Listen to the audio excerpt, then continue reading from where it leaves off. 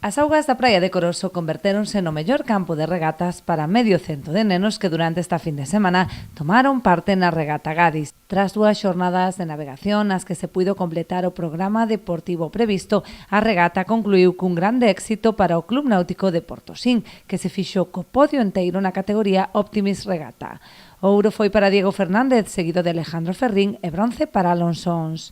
Houbo premios tamén para o Grupo Plata, co ribeirense Ian Otero en primeiro lugar, seguido de Pablo Rubio de Portosín e Pablo González, tamén de Ribeira. Na categoría escola non houbo sorpresas e o náutico ribeirense acaparou os premios con ouro para Nico Sampedro, prata para Valeria Serrano e bronce para Teo Pego.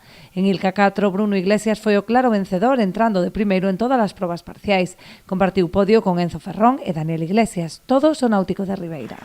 A entrega de premios estivo presidida por Ramiro Carregal, presidente de honra do náutico ribeirense, quen felicitou a todos os participantes e anunciou a construción dunha nova escola de vela.